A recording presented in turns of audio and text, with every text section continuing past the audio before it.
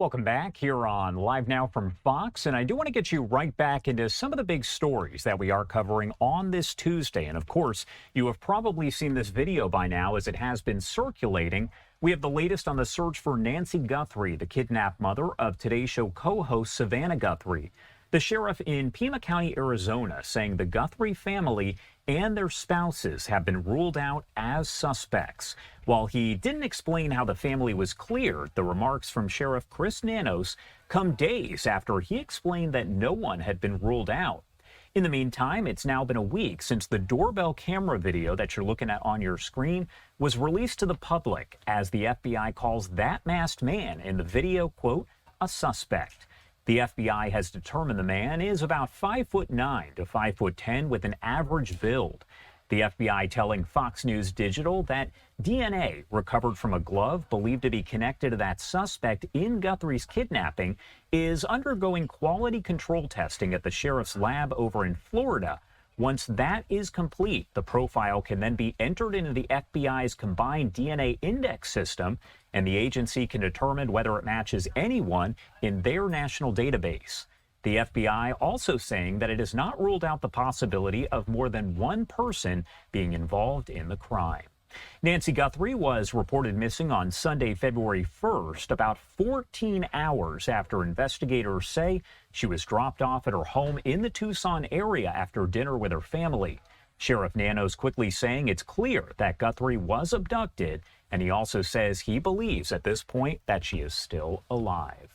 I want to bring in Greg Sanfilippo, a former New York City Police Department Intel and Counterterrorism Sergeant, now the Vice President of Doyle Security Services, to talk more about it all. Thank you so much, Greg, for taking the time to be here and helping to break this down with your expertise.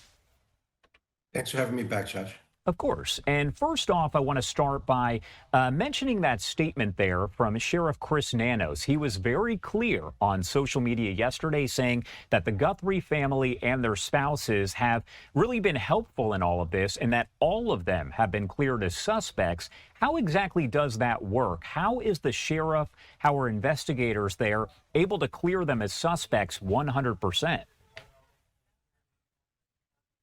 It is a little unusual to publicly exclude someone or clear someone, Josh. But in this case, I think it does show the toll that all this is having on the family, and perhaps the sheriff felt that that would be the best way to handle this. But the investigations initially, always start with those closest, especially those who saw the victim last contact. So their investigators are, and more excluding those people closest initially. But in this case, the sheriff determined to put that statement out. And of course, that comes as so many people have speculated about the situation. There's been a lot of talk on social media. So that led the sheriff, after he received apparently several requests from media members, to say these are not suspects. The Guthrie family, their spouses, not considered suspects. Now, the FBI says it also hasn't ruled out several people could be involved. So how do investigators figure out whether there is more than one person responsible for this? Yeah, they're going through all the evidence right now through the DNA that may have been found in the home, possibly a connection to a black glove, similar to what we saw on that video from the person outside the house in that evening. Still to be determined whether the black glove found is the same one that was being worn. But excluding through all that DNA takes a lot of time, and in this case, you add that extra wrinkle of two different organizations between Pima County and the FBI, and the way they handle their evidence, right? So this has come up just recently, where that DNA was sent out to a private lab out in Florida, which is most likely the normal route for evidence from Pima County going through that lab, as opposed to using the FBI's lab. What do you make of that? Because that is a question that a lot of people have asked. There's been questions about whether there's some kind of tension between the sheriff and the FBI. However, the sheriff has come out and said, we're working hand in hand, but we always send it over to this private lab in Florida, not to Quantico with the FBI. So what do you make of really that as a whole? Yeah, that chain of custody needs to be clear, right? So in this case, the sheriff did state, hey, this is where we normally send it. They didn't pick that lab out of the phone book, right? But what it says to other investigators I talked to is that this is still a locally led investigation, right? So if that's the Pima County's chain of custody for DNA, then it's indicating that perhaps, Ms. Guthrie is still in Arizona, the perpetrators are still in Arizona, and then once it's clear that they cross state lines or international lines, then the FBI then becomes the lead. So this just shows how complex it is in cases like this and between multiple agencies. One thing that's also been very noticeable is the fact that the sheriff, Chris Nanos, has not held a public news conference for everyone to watch in about 10 days. And he's pretty much doing one-on-one interviews with just some of the stations there. So a lot of people are kind of piecing together the information as they're getting it from those one-on-one interviews. Does that approach affect how information comes out in a case like this? It absolutely affects how the information comes out to the public, but the investigators are focused on that investigation, right? So they're using those press conferences as tools, right? That first press conference said, "Hey, this is a crime." The second press conference showed the timeline, so people can then go back and think through their memories what they were doing. Did they see anything suspicious? And then the third being that video. Hey, and then look at all the tips that came from that video. Then, now the sheriff is using one-on-one interviews.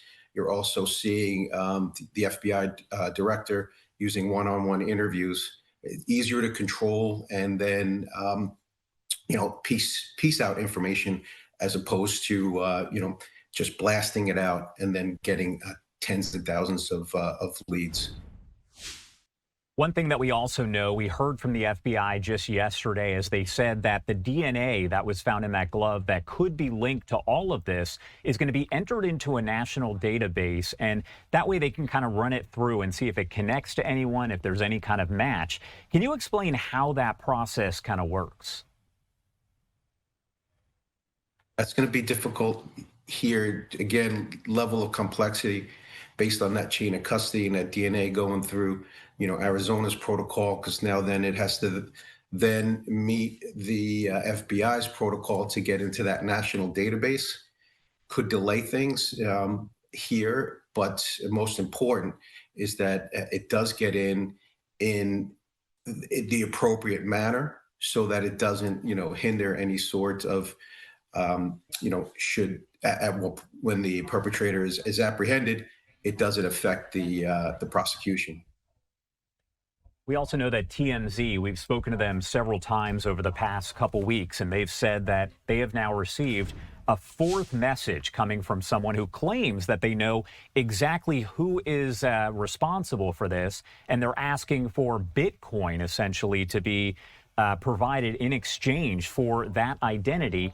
Can investigators essentially track this realistically to figure out where this is coming from? Who is sending that message?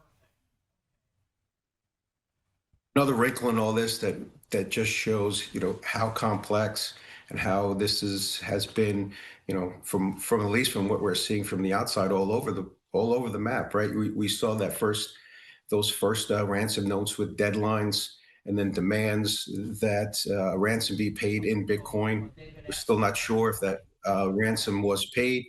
And now you see these other notes saying, pay in Bitcoin for information, right? And again, gone through TMZ, a media outlet still does have a threshold to to report facts. However, not gone through the law enforcement channels. That Bitcoin itself, based on the value of Bitcoin, is less than the ransoms. I'm sorry, the amounts that has been offered by the FBI. So just questionable, and just it leads to the just how confusing this has been. What should the public maybe do if, and what shouldn't they do if they believe maybe they have a tidbit of information that could be helpful, but they don't know for sure if it is helpful, if it's a viable lead? What should they do and what shouldn't they do?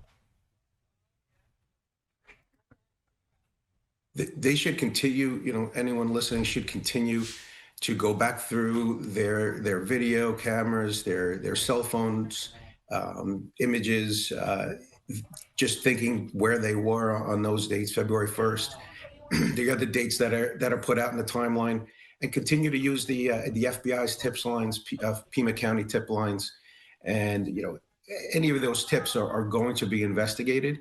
What not to do is just perpetuate misinformation or disinformation, right? They will, people putting in false reports will be prosecuted ultimately. But, if in good faith, if you think you have an idea or something seems a little out of the ordinary, please, report it to those tips lines. Greg Sanfilippo, thank you so much for being here with us and helping to discuss this. There are so many questions I could still ask you, but anything you want to add here before I let you go?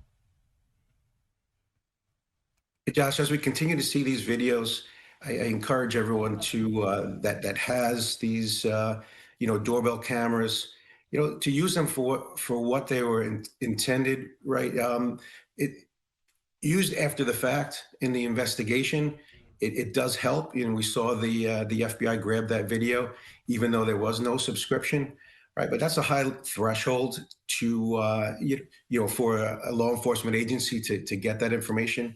Is continue to use these subscriptions, and then use the cameras for what they're worth, as for live monitoring, right?